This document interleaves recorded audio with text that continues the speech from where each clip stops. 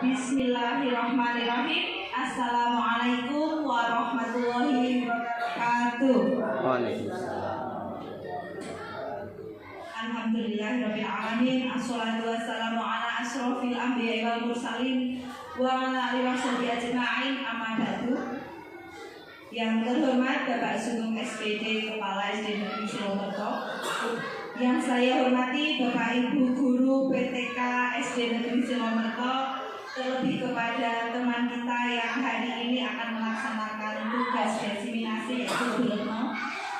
Puji syukur senantiasa kita panjatkan kehadiran Allah Subhanahu wa Ta'ala, Tuhan Yang Maha Esa, atas segala limpahan rahmat-Nya, sehingga pada pagi yang cerah ini kita masih diberi kesempatan untuk bisa bersama di ruang kelas 5B ini dalam acara kegiatan diseminasi budaya positif oleh CGP Angkatan 11, yaitu Ibu Retno Trisusilo-wati, dengan tidak ada suatu halangan apapun. Amin. Sholawat serta salam tidak lupa kita haturkan pada junjungan kita Nabi Agung Muhammad Sallallahu Alaihi Wasallam, yang senantiasa kita harapkan syafaatnya di yaumil qiyamah kelak. Amin. Bapak Ibu yang saya hormati, sebelum kita mulai acara, terlebih akan saya bacakan susunan acara pada kesempatan hari ini, yaitu sebagai berikut. Yang pertama, pembukaan. Yang kedua, acara inti, yaitu diseminasi budaya positif. Acara yang ketiga, sambutan sekaligus tanggapan dari kepala sekolah. Yang keempat, tanggapan dari perwakilan guru. Acara yang kelima, lain-lain, dan diakhiri dengan kesimpulan dan penutup. Untuk acara pertama, pembukaan, bagi yang seiman dengan saya, mari nanti kita buka dengan bacaan basmalah. Bagi yang tidak seiman dengan saya, dipersilakan berdoa menurut keyakinan masing-masing. Berdoa mulai. Bismillahirrahmanirrahim. Terima kasih. Acara selanjutnya yaitu acara inti diseminasi budaya positif yang akan disampaikan oleh Ibu Retno Trisusilo-wati sebagai CGP Angkatan 11 Kabupaten Wonosobo. Waktu sepenuhnya kami haturkan. Terima kasih atas waktunya. Assalamualaikum warahmatullahi wabarakatuh. Yang terhormat Bapak Sugeng selaku Kepala SD Negeri Silomerto, yang saya hormati teman-teman guru SD Negeri Silomerto. Alhamdulillah wa syukurillah kita masih diberi kesempatan pada pagi hari ini dalam acara diseminasi budaya positif sebagai tugas saya sebagai CGP Angkatan 11. Teman-teman semua, untuk tugas saya yaitu diseminasi budaya positif. Tentunya kita sudah tidak asing lagi dengan kata budaya positif, ya Bapak Ibu. Di sini tujuan dari saya melakukan diseminasi itu adalah meningkatkan pemahaman tentang pentingnya budaya positif, sehingga materi budaya positif dapat dijelaskan kepada teman-teman yang lain dan terbentuk motivasi secara internal menerapkan budaya positif. Untuk tolak ukurnya ini yang pertama, terlaksananya diseminasi konsep inti budaya positif di sekolah, terbentuknya keyakinan kelas melalui kegiatan kesepakatan kelas yang dilakukan bersama wali kelas dan murid. Ini kemarin ketika MPLS itu sudah saya laksanakan, yaitu membuat keyakinan kelas bersama dengan anak didik saya di kelas 5B. Yang ketiga, murid dan guru konsisten dalam menjalankan keyakinan kelas yang sudah disepakati. Yang keempat, terlaksananya penyelesaian masalah siswa menggunakan segitiga restitusi dan dalam pelayanan konseling. Ini juga kemarin sudah saya laksanakan dan saya melihat ini bagus sekali untuk diterapkan. Untuk lini masanya, itu saya koordinasi dengan kepala sekolah serta penyampaian rencana, menentukan waktu pelaksanaan, diseminasi, evaluasi, dan yang terakhir saya laksanakan refleksi. Nah, teman-teman semua, sebelum kita lanjut, mari kita SBD dulu ya, biar tidak tegang. Nah, untuk SBD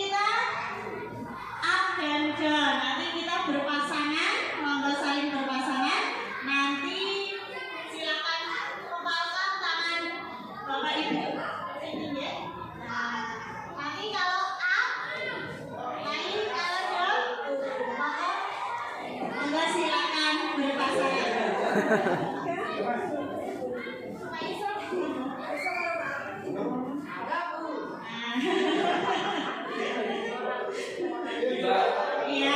kalau saya bilang A, nanti yang di bawah ke atas. Saya bilang down, yang di atas ke bawah. Siap, Bapak Ibu? Ya. A. Dan kalau A nanti yang di bawah ke atas, kalau down yang di atas ke bawah. Ya. Kita ulangi ya Bapak Ibu. A dan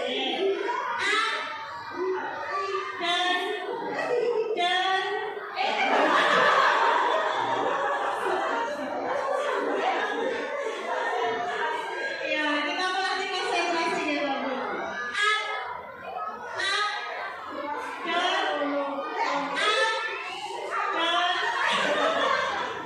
dan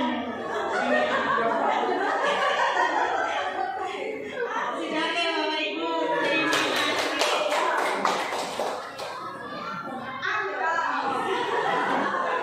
terima kasih. Ya, kelihatannya memang mudah ya Bapak Ibu, tapi ternyata butuh konsentrasi. Iya Bapak Ibu. Nah, lanjut ya Bapak Ibu untuk konsep budaya positif. Nah, di sini konsep budaya positif ada beberapa yang ingin saya sampaikan. Di mana yang pertama itu ada perubahan paradigma belajar. Yang kedua ada kebutuhan dasar manusia, jadi manusia memiliki kebutuhan apa saja itu. Terus yang ketiga ada disiplin positif. Disiplin positif ini sangat penting sekali karena ini berdasarkan kesadaran diri, bukan karena paksaan, bukan karena adanya aturan dan sebagainya. Terus ada nilai-nilai kebajikan, motivasi perilaku manusia, ada posisi kontrol guru, ada keyakinan kelas dan juga setika restitusi. Nah, untuk pembelajaran dengan paradigma baru, itu pembelajaran dengan paradigma baru merupakan pembelajaran yang dirancang berdasarkan prinsip pembelajaran berdiferensiasi, sehingga para peserta didik belajar sesuai kebutuhannya berdasarkan tahap perkembangan sesuai teori psikologi modern untuk mewujudkan profil pelajar Pancasila. Kita tidak asing lagi dengan profil pelajar Pancasila, di mana profil pelajar Pancasila itu ada 6: beriman, bertakwa kepada Tuhan Yang Maha Esa dan berakhlak mulia, berkebinekaan global, bergotong royong, kreatif, bernalar kritis dan juga mandiri. Ini sudah tidak asing lagi dan sudah di luar kepala ya. Terus miskonsepsi tentang teori kontrol. Di sini ilusi guru mengontrol murid, ilusi bahwa semua penguatan positif, efektif dan bermanfaat, ilusi bahwa kritik dan membuat rasa bersalah mampu menguatkan karakter, ilusi bahwa orang dewasa berhak memaksa. Ini sebenarnya miskonsepsi ya Bapak Ibu. Jadi di sini hal-hal yang ilusi ini sebaiknya itu tidak dilaksanakan.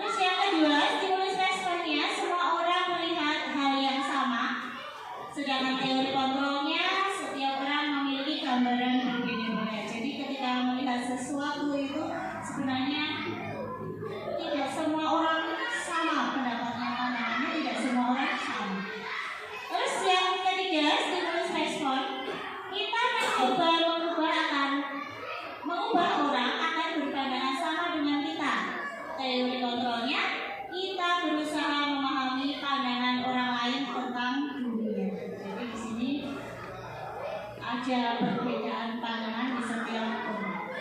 Terus stimulus respon perilaku buruk dilihat sebagai suatu kesalahan. Teori kontrolnya semua perilaku memiliki tujuan. Nah di sini ketika ada perilaku buruk jangan langsung dijudgment salah, tapi kita lihat dulu kenapa kok ada salah, seperti alasannya apa. Terus stimulus responnya orang lain bisa mengontrol saya. Teori kontrolnya hanya Anda yang bisa mengontrol diri Anda sendiri. Yang selanjutnya, stimulus respon saya bisa mengontrol orang lain. Pada dikatakan teori kontrolnya Anda tidak bisa mengontrol orang lain. Selanjutnya, stimulus respon pemaksaan ada pada saat rujukan gagal. Teori kontrolnya kolaborasi dan konsensus menciptakan pilihan-pilihan. Selanjutnya, stimulus responnya model berpikir menang atau kalah. Kalau teori kontrolnya model berpikir menang-menang. Jadi ini perbedaan antara stimulus respon dan teori kontrol. Selanjutnya, untuk disiplin positif.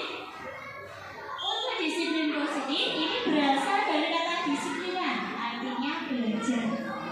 Disiplin itu mengacu pada disiplin diri yang memiliki tanggung jawab terhadap apa yang dilakukan berdasarkan nilai-nilai yang diyakini. Jadi di sini itu berdasarkan pada kesadaran diri.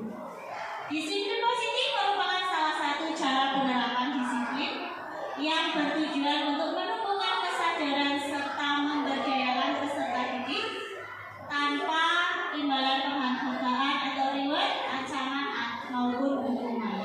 Jadi untuk disiplin positif ini itu berdasarkan kesadaran dari diri sendiri tanpa paksaan, tanpa mengharapkan sebuah imbalan, tanpa ancaman, tanpa takut.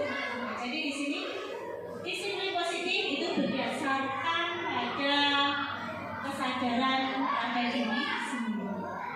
Nah, sebagai pendidik tujuan kita itu adalah menciptakan peserta didik yang memiliki disiplin diri sehingga mereka berperilaku mengacu pada nilai-nilai kebajikan universal dan memiliki motivasi intrinsik dalam perubahan perilaku ke arah yang lebih baik. Nah, di sini kita tentunya sebagai seorang pendidik dalam menciptakan peserta didik yang memiliki disiplin, seyogianya kita memberikan contoh terlebih dahulu sehingga mereka bisa meneladani apa yang kita contohkan. Nah, untuk kebutuhan dasar manusia untuk selanjutnya di sini. Kebutuhan dasar manusia itu adalah segala sesuatu yang kita lakukan untuk mendapatkan apa yang kita inginkan. Seluruh tindakan yang kita lakukan memiliki tujuan tertentu dan semua usaha terbaik yang kita lakukan adalah dalam rangka memenuhi kebutuhan dasar kita terpenuhi dengan baik. Ini kebutuhan dasar, jadi kebutuhan yang wajib kita miliki atau wajib kita ada. Ya. Nah, kebutuhan dasar manusia itu ada 5, Bapak Ibu. Ada 5 di sini. Yang pertama, kasih sayang dan rasa diterima, love and belonging. Jadi kita semua tentunya ingin yang disayang, ingin diterima. Kalau kita tidak disayang, tidak diterima, rasanya galau. Ya, nih Bapak Ibu. Nah, itu yang pertama adalah kasih sayang dan rasa diterima. Yang kedua adalah kesenangan. Nah, kalau di dalam hidup itu kita tidak bisa senang, tidak bisa bersenang-senang, kita tidak akan bahagia.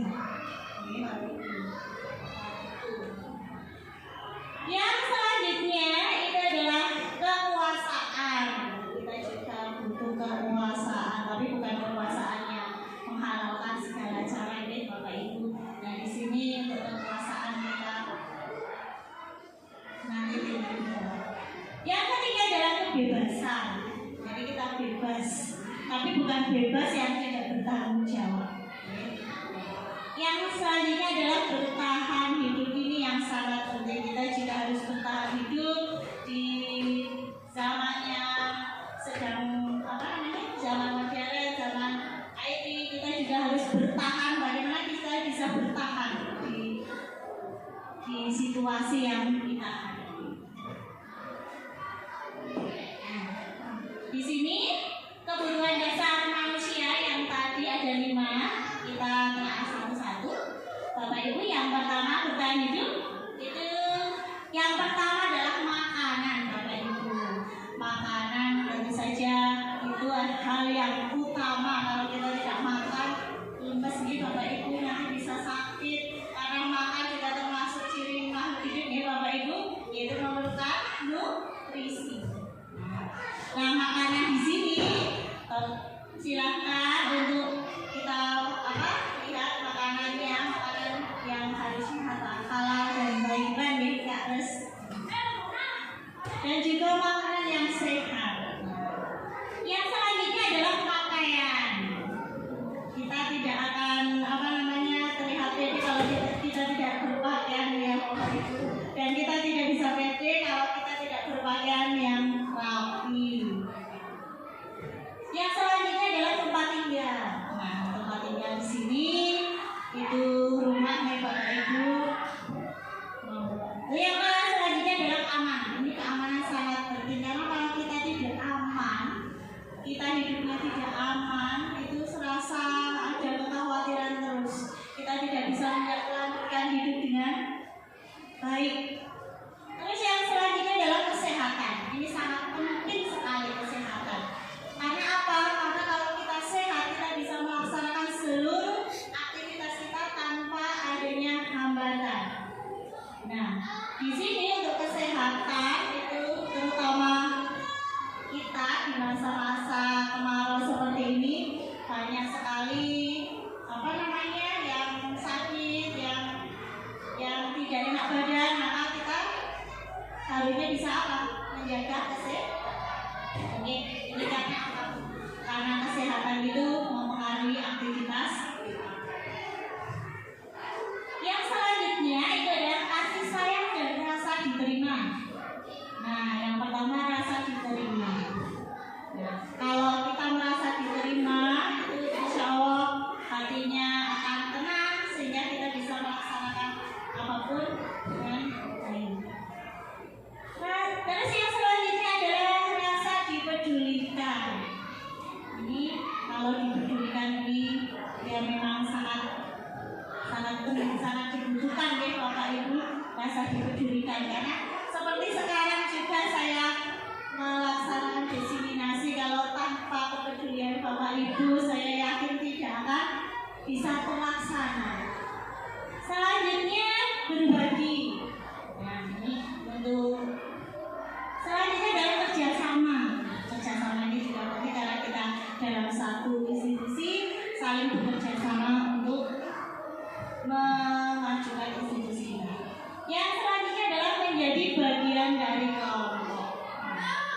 Untuk penguasaan ini ada beberapa, yaitu yang pertama adalah harga diri, jadi masing-masing pasti punya harga diri. Terus yang selanjutnya berkeinginan untuk dianggap. Yang selanjutnya memimpin, karena kita sebagai guru kita jadi pemimpin di kelas. Yang selanjutnya berprestasi, diakui dan didengar. Selanjutnya untuk kebebasan. Kebebasan di sini ada mandiri.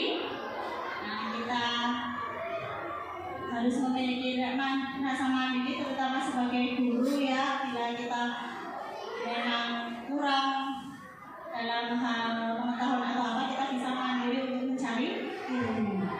Terus memiliki pilihan. Terus yang selanjutnya mencoba hal-hal yang baru. Selanjutnya mampu mengendalikan arah diri. Ini untuk kebebasan. Terus untuk kesenangan, ini bermain, humor. Nah, ini saya humor, ada humor jadi lucu ya. Ada antusiasme dan tertawa. Nah, itu adalah contoh-contoh dari 5 kebutuhan dasar manusia, di mana 5 kebutuhan dasar manusia itu bertahan hidup, membutuhkan kasih sayang dan rasa diterima, penguasaan, kebebasan dan juga kesenangan.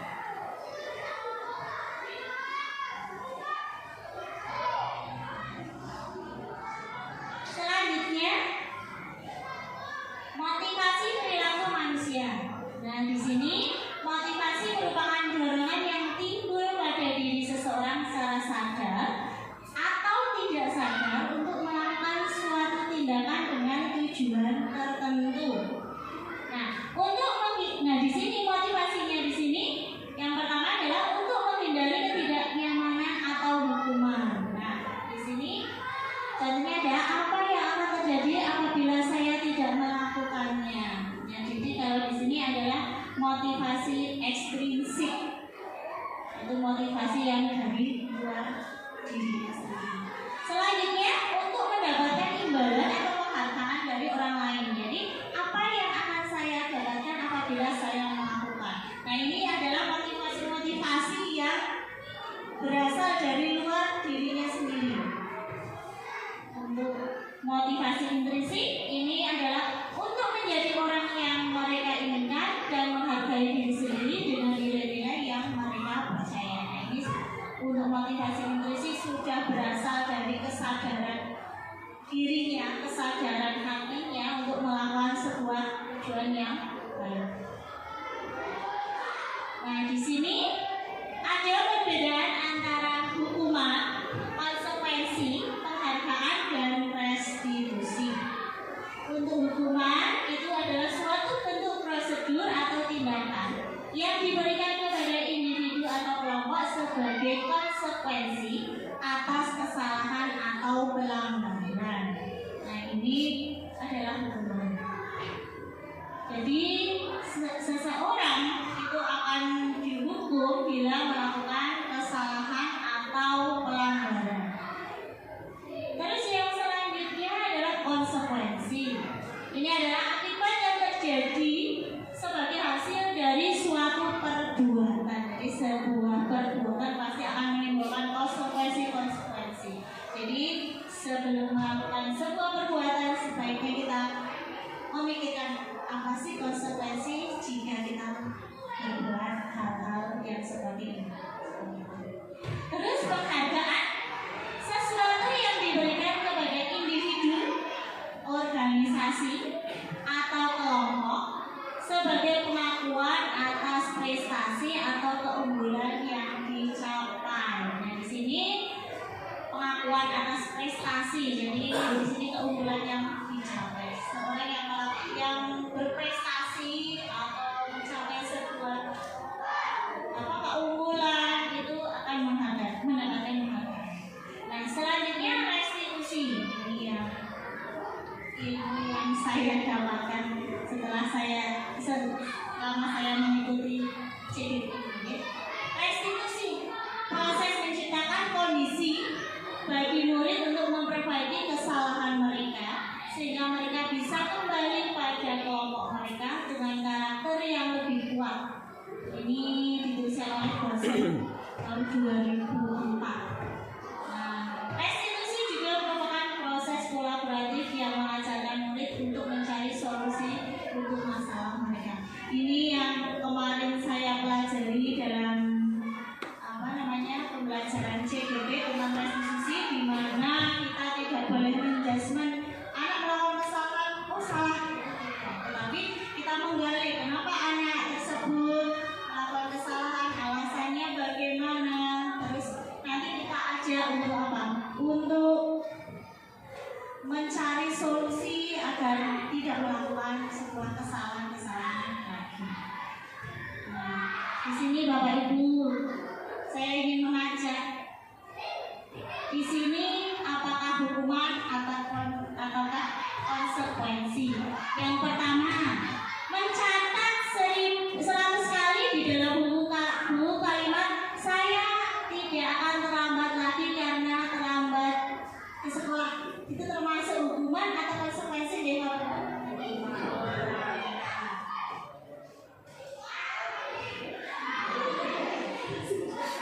Hukuman ya Bapak Ibu. Nanti kita lihat jawabannya. Terus selanjutnya, lari mengelilingi lapangan basket 2 kali karena terlambat tadi di sekolah. Hukuman. Murid diminta untuk push up 15 kali karena tidak menggunakan masker ke sekolah. Hukuman. Menggantikan kertas tugas teman yang telah dicoret-coret. Membersihkan tumpahan air di meja tulis karena tersenggol pada saat belajar. Murid disuruh untuk tidak mengenakan sepatu seharian di sekolah karena tidak mengenakan sepatu hitam.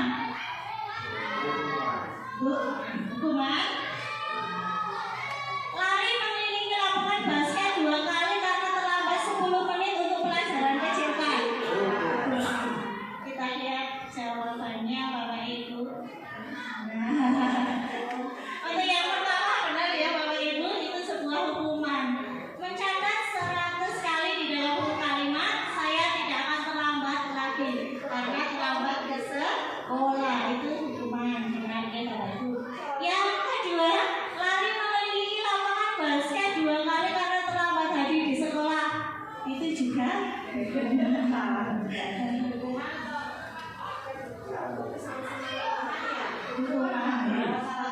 Iya. Terus yang selanjutnya, murid diminta untuk push-up 15 kali karena tidak menggunakan masker ke sekolah. Itu hukuman.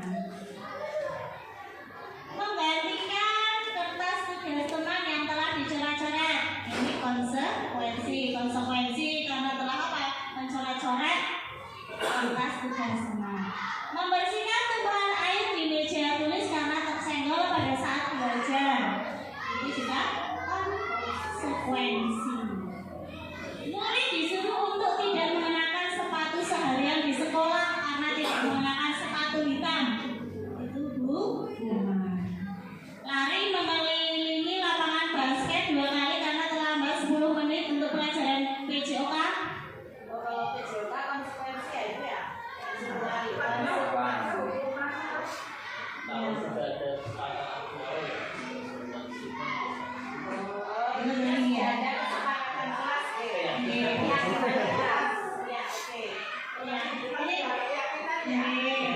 Ini kenapa konsekuensi karena di sini sudah ada keyakinan atau kesepakatan.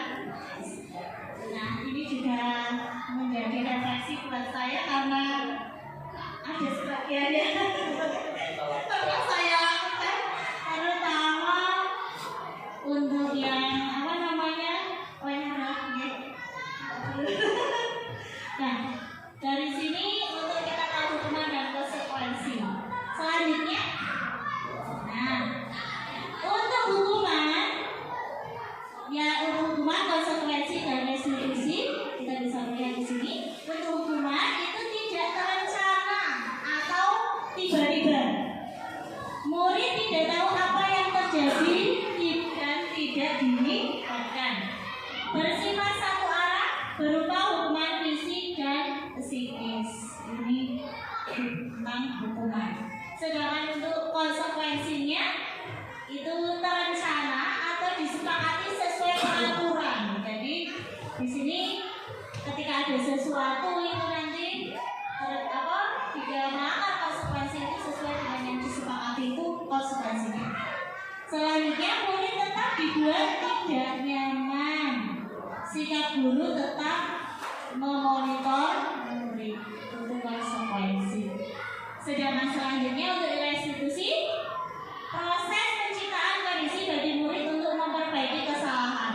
Nah, di sini kita mengenali murid apakah tadi perbuatannya salah atau tidak, karena saya juga pernah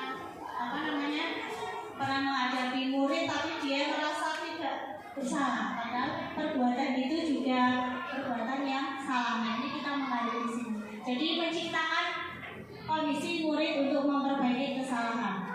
Selanjutnya, proses kolaborasi yang mengajarkan murid untuk mencari solusi sendiri. Nah, di sini setelah kita bisa menyadarkan murid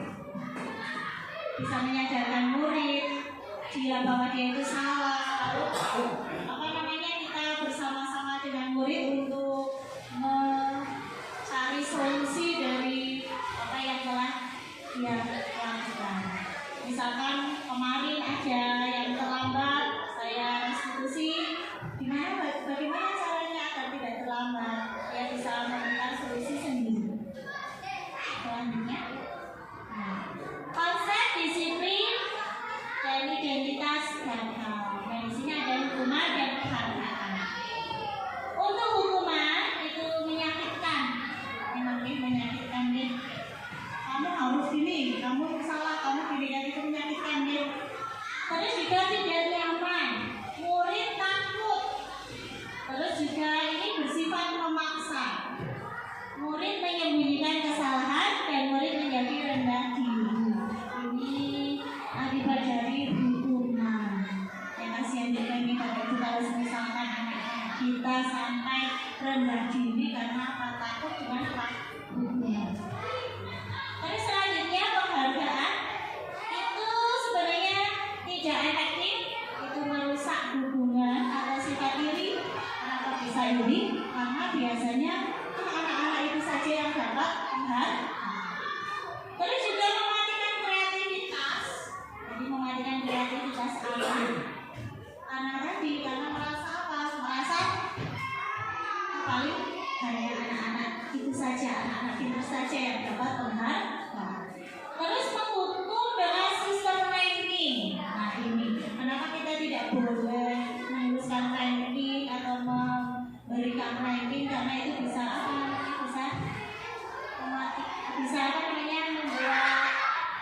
harga diri anak itu seolah don. Terus merampas hak menghargai dirinya. Jadi di sini merampas hak menghargai dirinya sendiri. Jadi ini perbedaan hukuman dan hal. Ya walaupun sebagai guru kadang juga saya masih melakukan yang namanya penghakiman. Tapi dari sini saya akan belajar untuk lebih hati-hati. Lalu yang selanjutnya itu ada konsekuensi. Konsekuensi di sini penguatan jangka pendek. Nah, ini penguatan jangka pendek. Jadi hanya dalam waktu yang pendek. Terus selanjutnya perlu monitoring berkelanjutan. Jadi guru selalu memonitoring, memantau terus menerus. Terus ada stimulus respon. Jadi ada rangsangan, ada responnya. Terus selanjutnya murid menghormati peraturan. Murid menghormati peraturan. Terus yang selanjutnya adalah kehilangan waktu untuk merenungi kesalahan. Untuk konsekuensi. Sedangkan untuk restitusi, ini murid bertanggung jawab untuk perilakunya. Yang selanjutnya fokus pada pemecahan masalah jangka panjang. Murid menghormati dirinya dan orang lain. Ada teori kontrol, murid bersemangat memperbaiki kesalahan. Ini adalah tentang restitusi. Nah, sekarang Bapak Ibu, di sini kita sebagai guru kita memiliki 5 posisi. Nah, posisi mana yang sudah kita capai atau kita laksanakan? Di mana di posisi 5 posisi kontrol guru ini ada penghukum, terus juga ada pembuat merasa bersalah, terus teman, jadi kita sebagai teman, pemantau dan manajer. Jadi di manakah kita? Nanti kita bisa lihat ya. Di sini ada 5 posisi kontrol. Monggo Bapak Ibu silakan untuk melihat.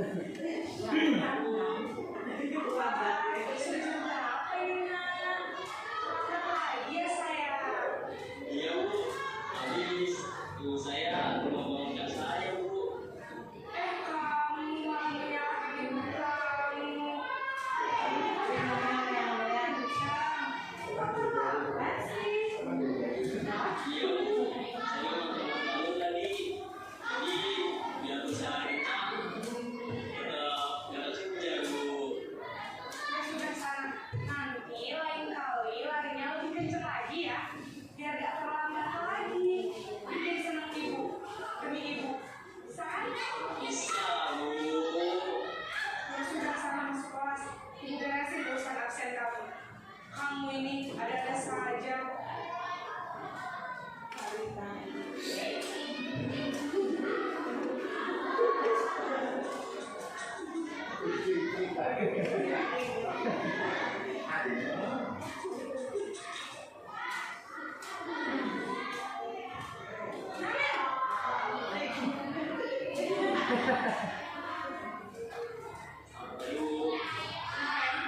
Apa peraturan sekolah kita tentang jam berapa kita harus masuk sekolahnya?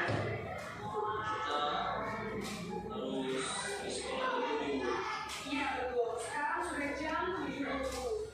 Kemarin sudah tahu konsekuensinya jika terlambat hadir. Saya harus jam istirahat selama 20 menit. Iya benar, konsekuensinya demikian. Jadi nanti jam 9.30 pas istirahat, kamu harus tinggal di kelas, kerjakan tugas tambahan untuk ketinggalan kamu, ya? Ibu,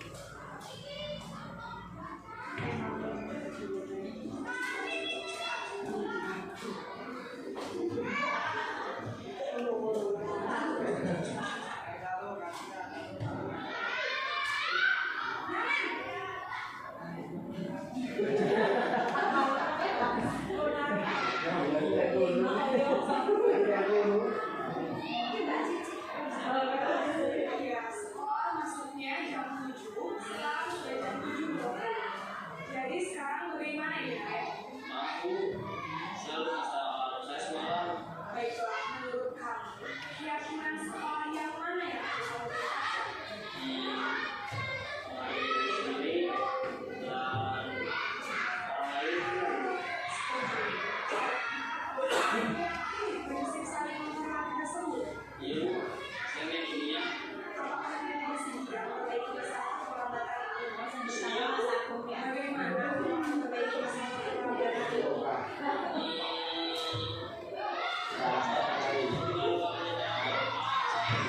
Baik, kalau orang tua tidak kita tidak bisa mengingatkan diri. Ada bu,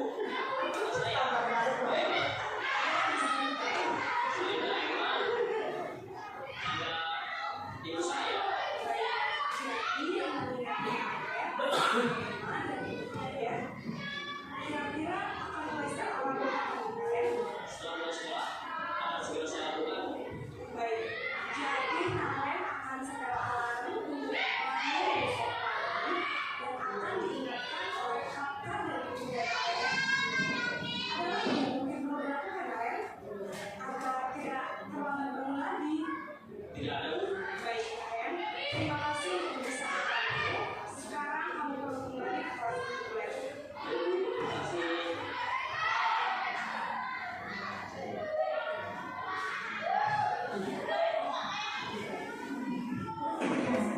Tadi ada video tentang 5 posisi kontrol ya. Itu kira-kira itu kita di mana ya Bapak Ibu? Semuanya masuk semuanya ya. Nah, posisi kontrol apakah aku? Nah, nanti setelah melihat video ya saya juga agak gimana gitu ya, karena pernah melakukannya, pernah menghukum, pernah juga mengingatkan. Nah, ya mungkin karena saya belum tahu, sekarang saya sudah tahu, jadi nanti insya Allah diperbaiki. Ya, di sini posisi kontrol apakah aku? Nah, saya kecewa sekali dengan kamu. Membuat rasa bersalah. Kamu tidak pernah benar melakukannya. Ya. Apa rencanamu untuk menyelesaikan permasalahan ini? Manajer. Ayolah, lakukan demi bapak atau ibu ya.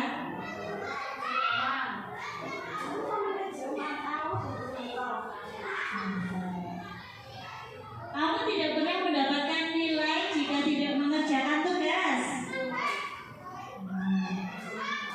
Pemantau. Nah, ini itu posisi kontrol. Nah, semoga dengan kita melihat video tadi kita bisa memposisikan diri kita sesuai dengan posisi kontrol yang bagus, yaitu sebagai paling bagus apa Bapak Ibu? Manajer ya. Jadi paling bagus manajer. Jadi ketika ada anak itu melakukan kesalahan, kita tidak langsung menjudgment hukuman atau tidak menyalahkan dan sebagainya, tapi kita gali kenapa dia melakukan kesalahan, lalu kita sadarkan bahwa kesalahan itu melanggar keyakinan dan kita ajak untuk berdiskusi bagaimana sih solusi tidak melakukan kesalahan yang sama. Untuk selanjutnya yaitu keyakinan di kelas. Nah, Bapak Ibu, mengapa keyakinan kelas? Mengapa bukan peraturan kelas? Ada yang tahu? Iya, Bu Arif. Mungkin ya, kalau keyakinan kelas kan itu kan dilakukan dengan bersama siswa. Tapi kalau peraturan kelas itu bisa dibuat hanya guru saja. Itu mungkin seperti itu. Iya. Di mana sih Pak Arif? Ada lagi yang lain yang mau menambahkan? Intinya sama ya. Kalau keyakinan kelas, jadi kalau keyakinan kelas itu dibuat bersama-sama dengan murid dan guru juga. Murid ya, nah murid. Kalau untuk yang peraturan kelas itu bisa saja gurunya yang membuat. Jadi hanya gurunya yang membuat. Anak tidak tahu apa, tahu-tahu oh ada peraturan seperti ini.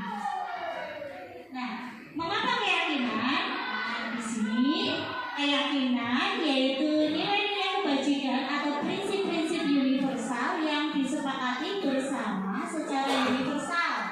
Nah, lepas dari latar belakang suku, negara, bahasa maupun agama.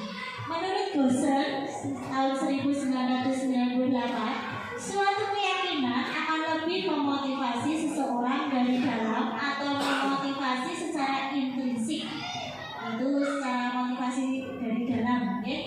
Seseorang akan lebih tergerak dan bersemangat untuk menjalankan keyakinannya daripada hanya sekedar mengikuti serangkaian peraturan-peraturan yang mengatur mereka harus berlaku begini atau begitu. Jadi pada keyakinan kelas ada nilai-nilai kebajikan yang dijadikan keyakinan untuk memunculkan motivasi seseorang melakukan sesuatu. Nah, di sini perbedaan antara peraturan, kesepakatan, dan keyakinan. Apa sih perbedaannya? Nah, perbedaan peraturan, kesepakatan, dan keyakinan. Kalau peraturan itu berasal dari suatu pihak dan tidak bisa ditawar lagi atau dirubah lagi. Ini peraturan, jadi tidak ada tawar menawar. Ya benar tadi yang dikatakan Bu Arif, kalau peraturan dari satu pihak mungkin dari kalau kita di kelas dari gurunya dan tidak bisa ditawar, jadi anak-anak tidak bisa menawar untuk peraturannya.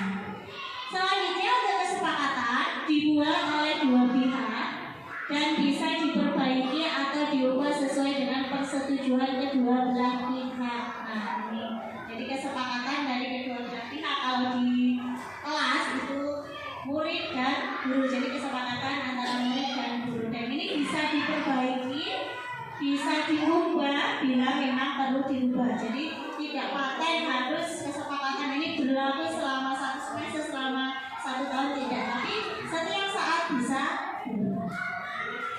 Terus yang selanjutnya keyakinan.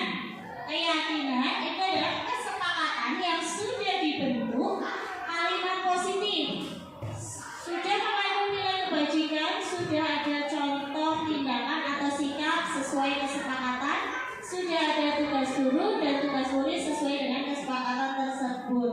Jadi di sini kalau yang namanya keyakinan itu tidak ada kalimat negatif, semuanya kalimat positif. Sebagai contoh misalkan tidak boleh terlambat datang ke sekolah. Nanti kalimat positifnya bisa datang ke sekolah sebelum jam 7.05, sama sebelum itu.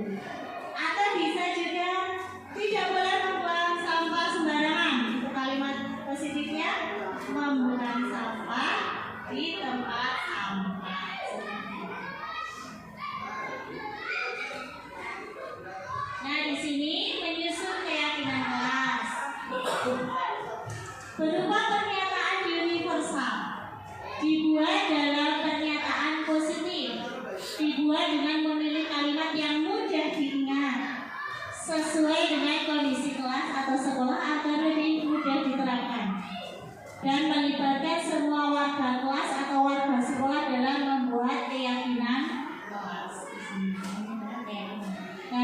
contoh keyakinan itu adalah kesepakatan.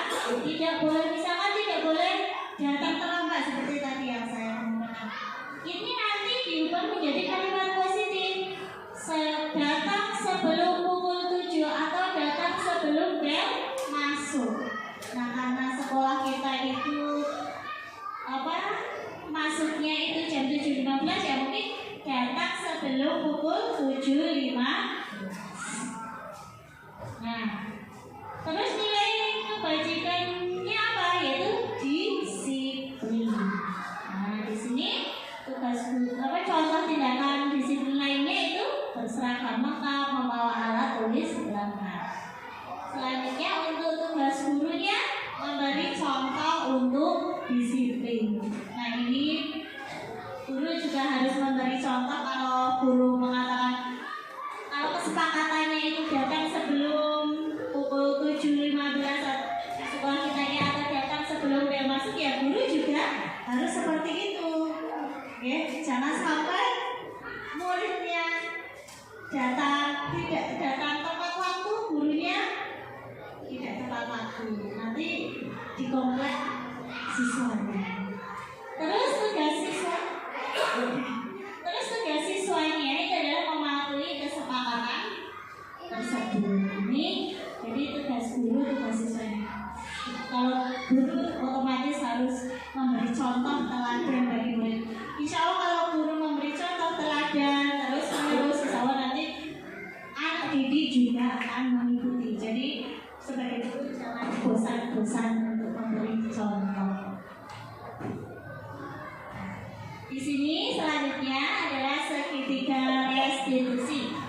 Apa itu segitiga restitusi? Yaitu suatu proses dialog yang dijalankan oleh guru agar dapat menghasilkan murid yang mandiri dan bertanggung jawab. Jadi di sini ada dialog antara murid dan guru. Jadi ketika ada sebuah permasalahan murid itu nanti ada dialog.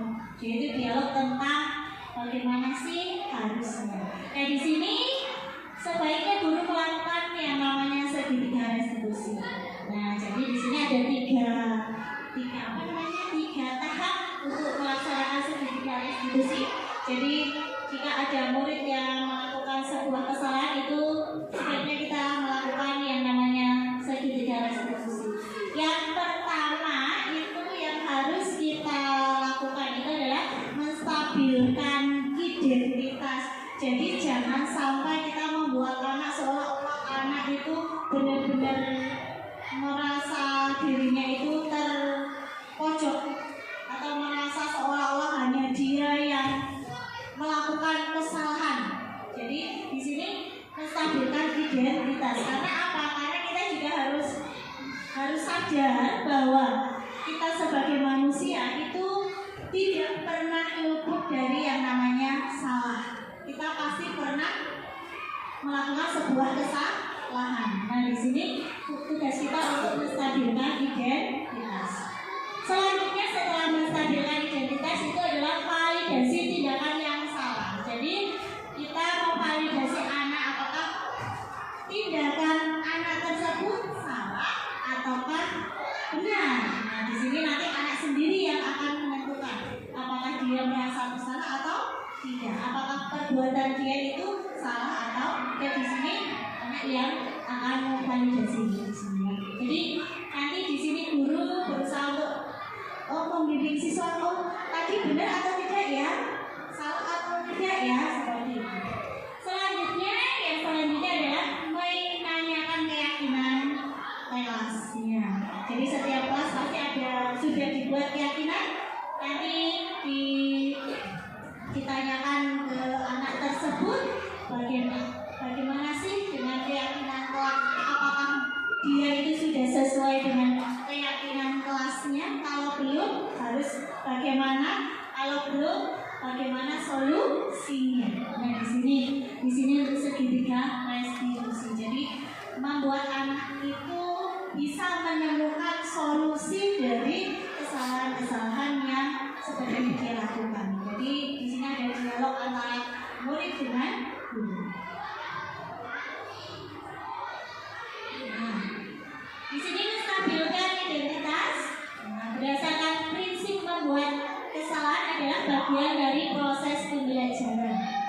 berperan menggeser identitas gagal ke identitas sukses.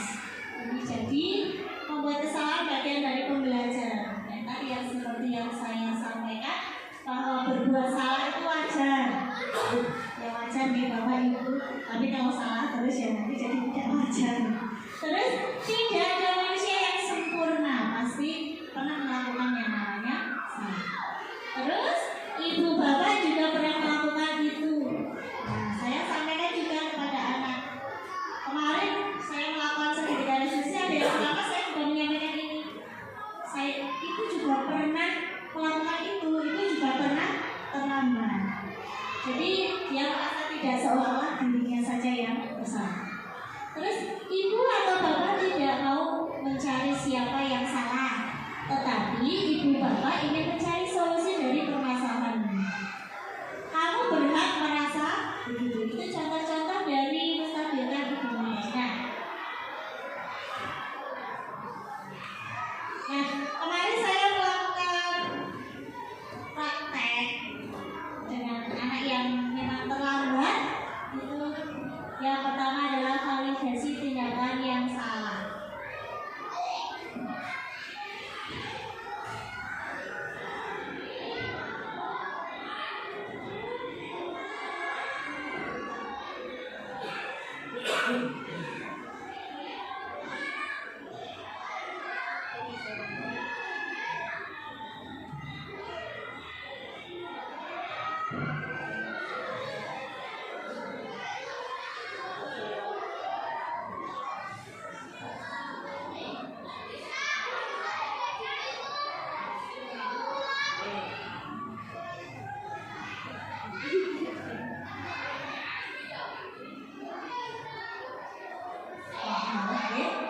Diulangi lagi.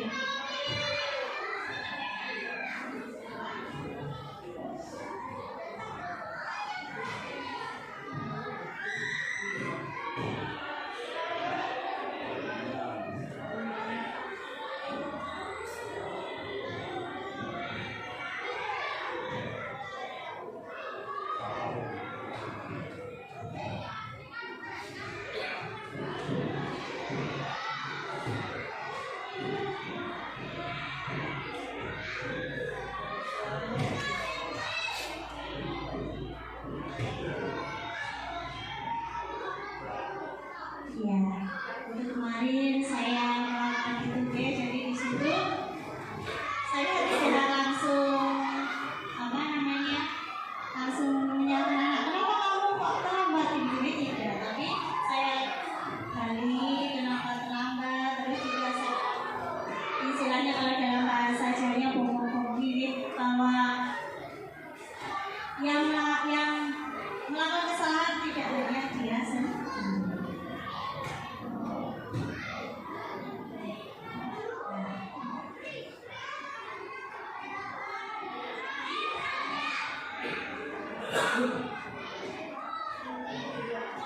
Maaf ya, tadi itu ide menstabilkan identitas dulu ya Bapak Ibu.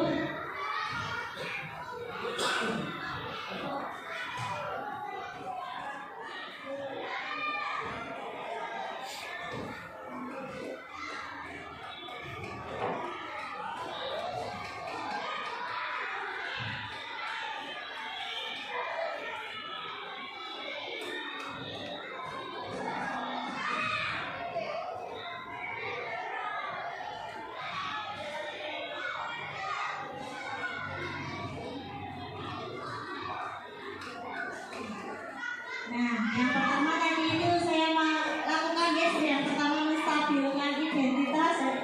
Dari itu mengatakan tidak apa-apa, semua orang pasti melakukan kesalahan. Bu guru juga pernah datang terlambat. Seperti itu guys. Itu untuk apa? Untuk menstabilkan identitas. Terus yang selanjutnya ini adalah validasi tindakan yang salah. Jadi di sini berdasarkan prinsip setiap perilaku berupaya untuk memenuhi suatu kebutuhan tertentu. Dan di sini contoh kalimatnya itu adalah kamu pasti punya alasan mengapa melakukan itu. Padahal kamu bisa melakukan yang lebih buruk dari ini ya. Kamu patut bangga karena telah melindungi sesuatu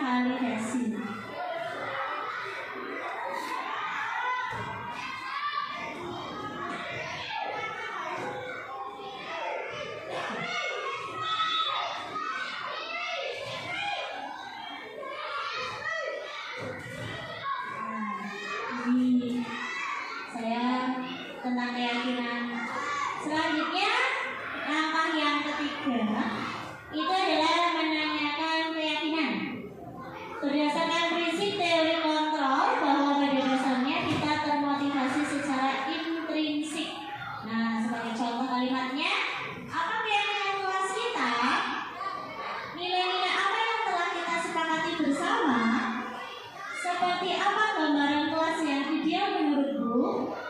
Atau kamu ingin menjadi orang yang seperti apa? Nah, ini adalah contoh-contoh dari kegiatan kelas.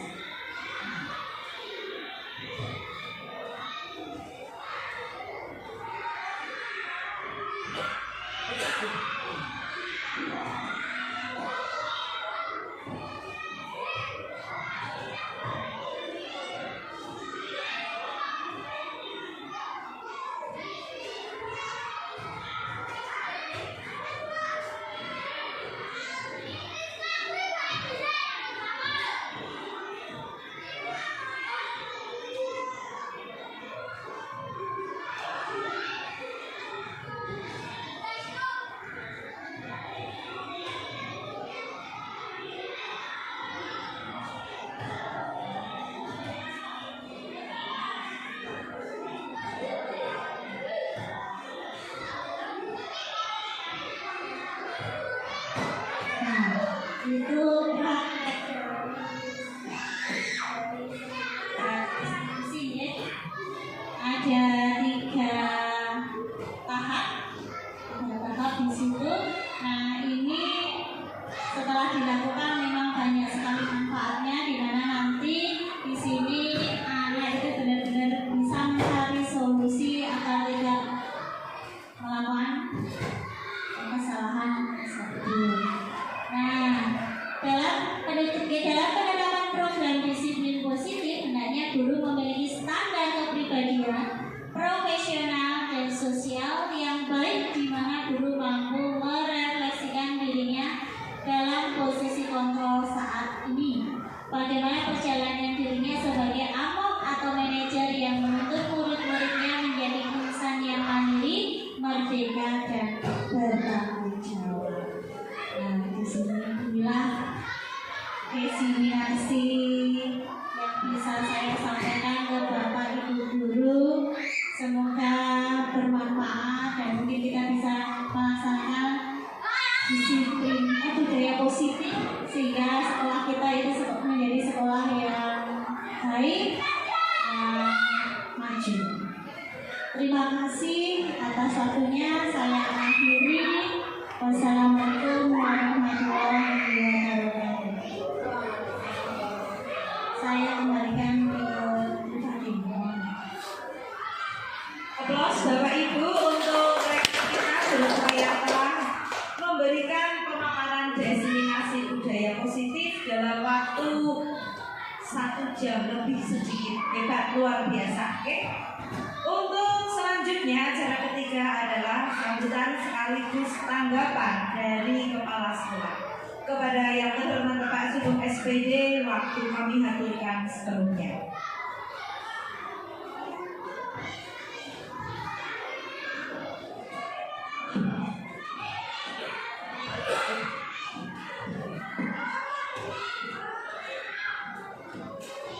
Assalamualaikum warahmatullahi wabarakatuh.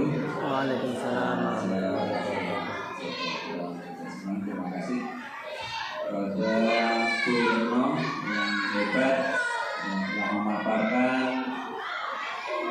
diseminasi yang mengambil betul budaya positif. Jadi terima kasih, hebat sekali dan baik sekali. Ini saya sebagai kepala sekolah hanya memberikan motivasi. Saya ingat untuk kemarin pada pengisian AHK untuk semester 1 kita mengambil tema ide disiplin positif. Nah, itu sebagai refleksinya, pengisiannya itu saya ingat baru sebetulnya materinya seperti itu. Nah, mari Bapak Ibu kita setelah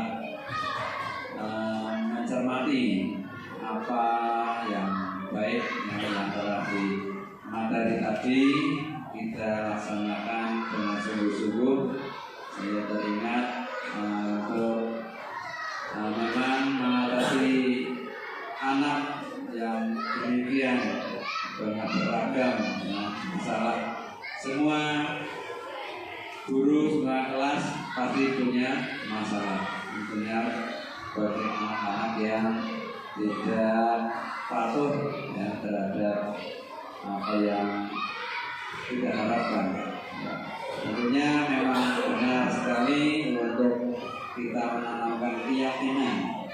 Ya, jelas itu memang sangat penting karena dengan keyakinan, dengan kesadaran sendiri siswa itu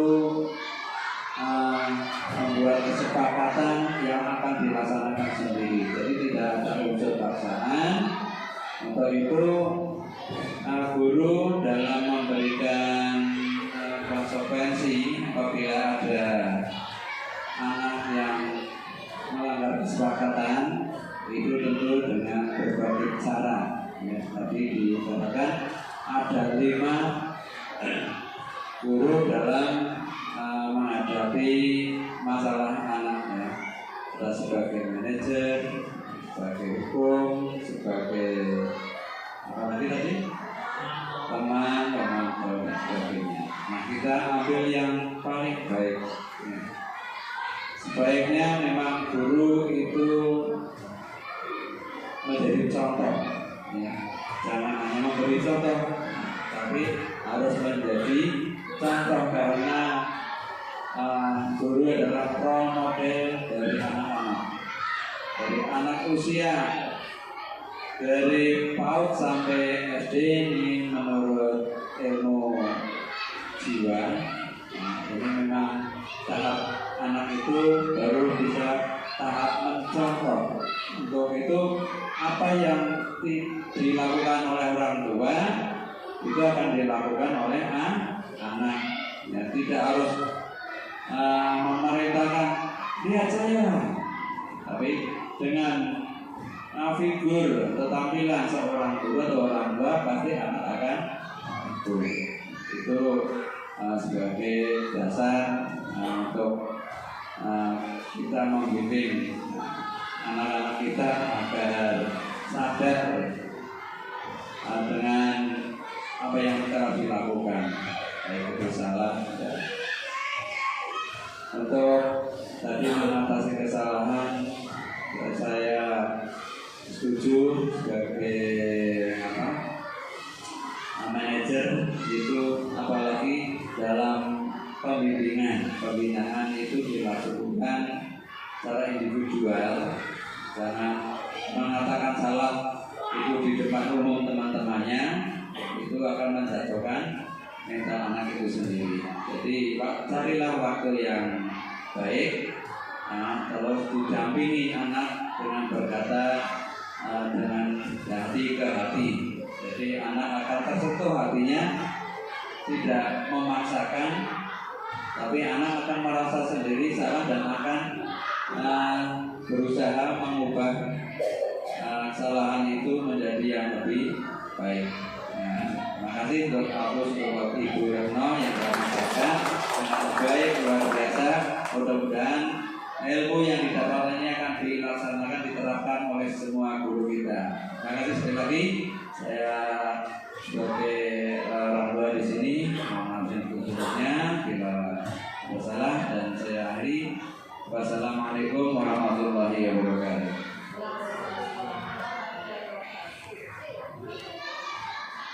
Terima kasih Pak Sugeng yang telah memberikan sambutannya. Semoga apa yang menjadi harapan Pak Sugeng baik secara pribadi atas nama Bu Retno maupun institusi di sekolah bisa kita terapkan bersama. Selanjutnya acara yang keempat adalah tanggapan dari perwakilan guru. Kepada monggo dipersilakan Bu Arif, ini ya Bu Arif ya. Waktu kami aturkan.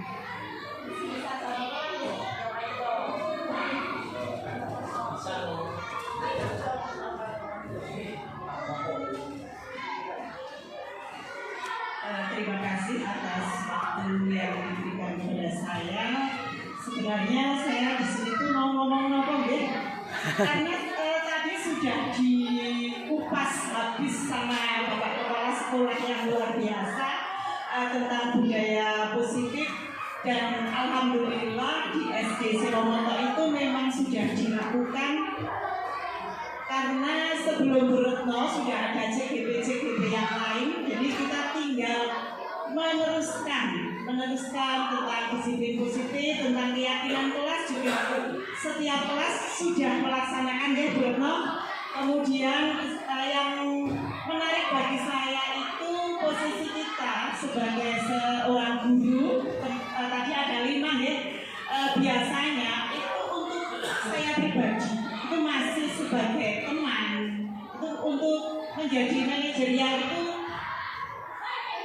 dalam proses. Jadi untuk sekarang ini saya masih sebagai teman dan sebagai satunya pemantau ya.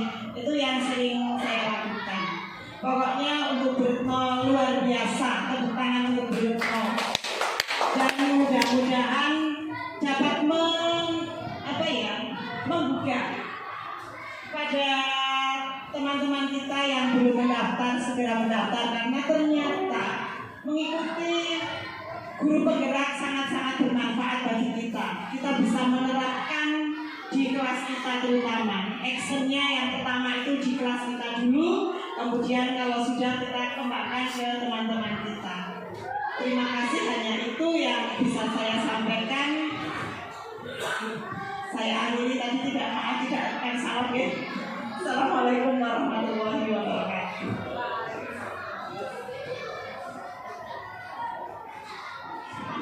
Terima kasih banyak Bu Arif, luar biasa tanggapannya. Apalagi Bu Arif sebagai senior kita di guru penggerak angkatan ke-9.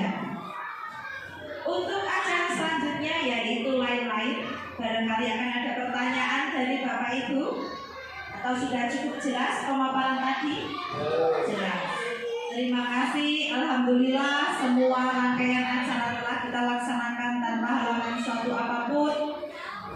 Mari kita tutup diseminasi positif yang disampaikan oleh Bu Retno Susolawati CGP Angkatan 11 Kabupaten Wonosobo dengan bacaan hamdalah bersama. Alhamdulillahirobbilalamin. Terima kasih. Mohon maaf atas segala kekurangan. Saya akhiri billahi taufiq wal hidayah. Assalamualaikum warahmatullahi wabarakatuh. Waalaikumsalam.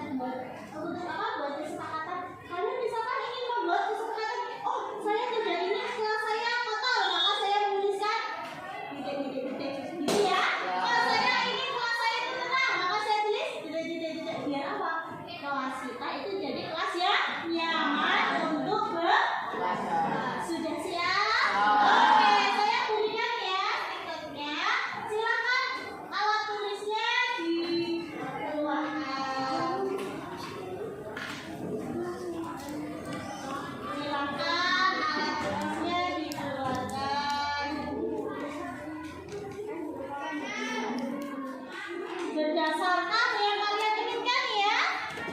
Oh, kelas kita itu pengen yang bagaimana? Silakan, saya beri waktu. Silakan ditulis. Oh, saya pinginnya ini. Oh, saya ingin kelas saya seperti ini. Silakan. Ya.